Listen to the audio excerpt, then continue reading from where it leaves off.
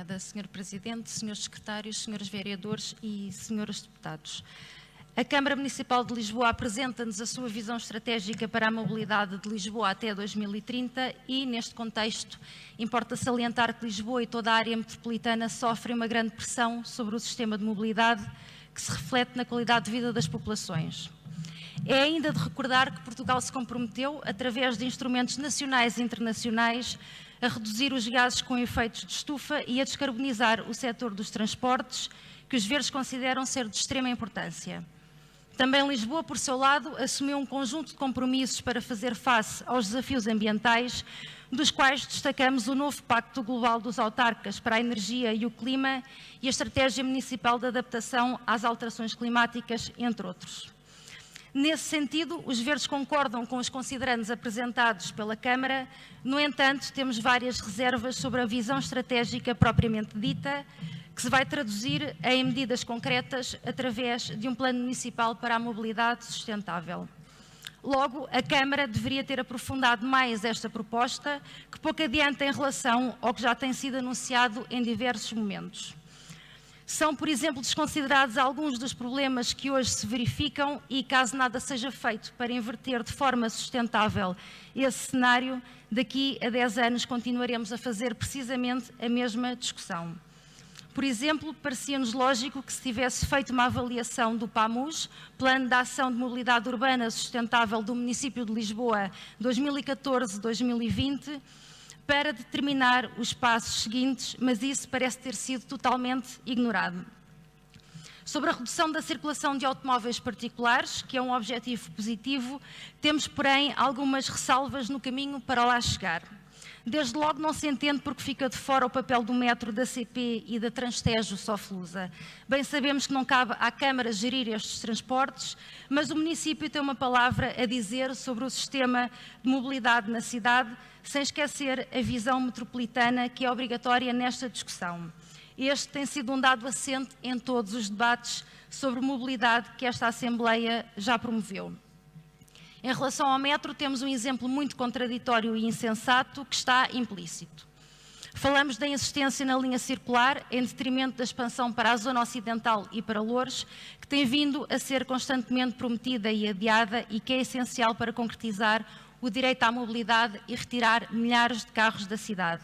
A Câmara não pode invocar um objetivo e depois dar passos em sentido inverso, contrariando aquela que é a urgência. Não passa pela cabeça de ninguém construir uma visão estratégica assente na descarbonização em teoria e depois na prática o metro e a CP serem praticamente omitidos, como se alguma vez fosse possível descarbonizar Lisboa sem esta vertente. É preciso que a Câmara reivindique do Governo o investimento necessário e a resolução dos inúmeros problemas que se vivem hoje nestes transportes, nomeadamente a nível da carência de trabalhadores e de material circulante.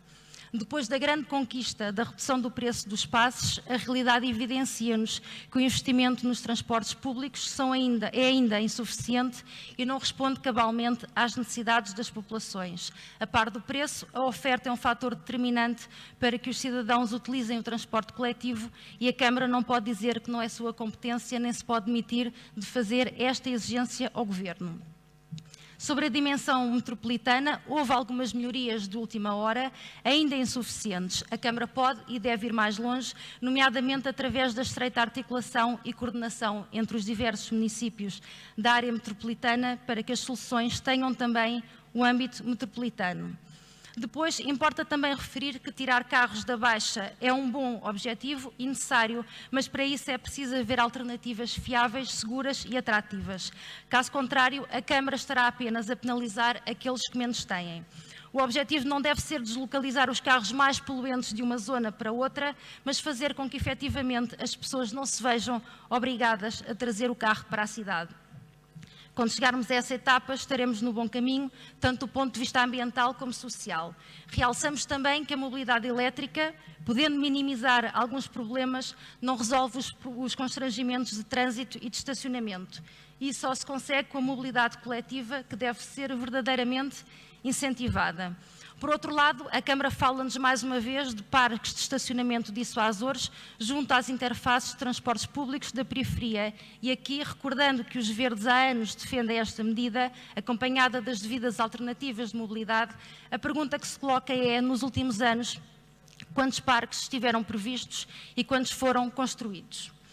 Há também outra questão relacionada com o estacionamento tarifado em toda a cidade. Também aqui penalizar sem criar alternativas não é uma solução sustentável. E por fim, uma outra questão, Lisboa tem menos população residente, mas a pressão no sistema de mobilidade é maior. Como sempre dissemos, a mobilidade é transversal a muitas áreas. Quanto mais condições forem criadas em Lisboa, no que diz respeito à habitação, a emprego e à educação, mais condições haverá para acolher novos moradores e recuperar os que foram obrigados a abandonar a cidade e automaticamente haverá também menos deslocações pendulares. Este é também um caminho que aguarda por passos mais ambiciosos. Em suma, para os Verdes, esta proposta apresenta, no geral e em teoria, um conjunto de boas intenções, mas, pelo que acabámos de referir, merece-nos várias reservas e temos sérias dúvidas que seja este o percurso para criar o ecossistema de mobilidade centrado nas pessoas que o Executivo diz ser sua ambição. Esperamos depois que o plano que venha a ser apresentado possa colmatar as lacunas e corrigir alguns erros. Obrigada.